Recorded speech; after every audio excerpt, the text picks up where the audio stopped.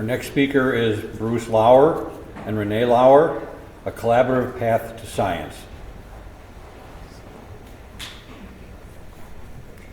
Good afternoon. My name is Bruce Lauer from the Lauer Foundation for Paleontology, Science, and Education. The foundation curates an important paleontology collection, collaborates with science, and does a lot of public outreach. Today I'm going to talk about the story of one particular special specimen, LF3199, that took an unusual road to science. It was a collaborative road between an amateur fossil collector, a commercial fossil dealer, a representative of a major museum, and the Lauer Foundation. The path to science started in December 2015 with an amateur collector, Robert Beaver, from Overland Park, Kansas. Robert had permission to collect in the Rock Ridge Quarry outside of Kansas City, and he was very interested in the Carboniferous black shale there. Started to excavate an area and came upon a substantial number of shark's teeth, and he knew that this was something special. He ended up excavating a 25-foot by 40-foot by 5-foot section of the quarry, and in those excavations he came upon 220 associated teeth. He worked for days doing this, and as he started to look at these, he decided that maybe he should talk to somebody with some expertise about this. And he chose to talk to a commercial fossil dealer, and in all cases that is not particularly bad. The individual he connected was a gentleman named Mark Pilatus from a company called Sharks Underground, and he's a very knowledgeable amateur commercial person about fossil sharks. What he provided to Robert was the expertise on how to prepare these shark's teeth. So it was a good contact for him. So Robert and Mark decided after the preparation to sell the specimen and tried to get a museum to purchase it. Mark contacted Dr. David Ward at NHM UK about the specimen to gauge their interest in it. David told them that they needed proper provenance in order to acquire anything, and David at that point thought, well, that will be the end of it. They're not going to get the provenance. But much to their surprise, Mark did follow through and ended up coming in with notarized documents from both the quarry and from Robert establishing legal ownership of the specimen.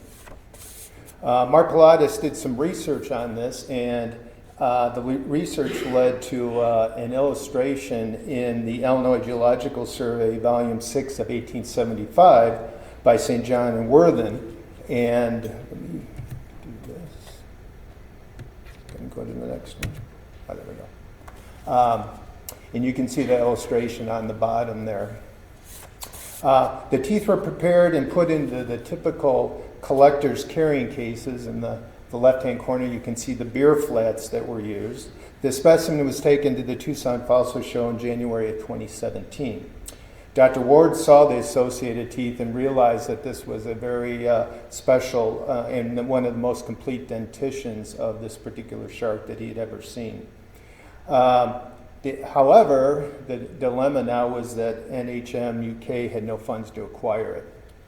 So the fear was that these individual teeth, 220 individual teeth, were going to be split up and sold individually. Dr. Ward knew that the Lauer Foundation knew us and approached us about this specimen, and the foundation agreed to acquire the specimen with the condition that Dr. Ward would study the specimen and, if appropriate, produce a poster, which is in the upper right-hand corner, and that was presented at SVP 2018.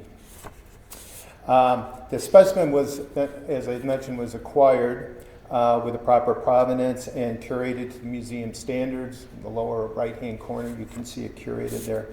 The Lauer Foundation has collaborated with Dr. Ward and Dr. Chris Duffin.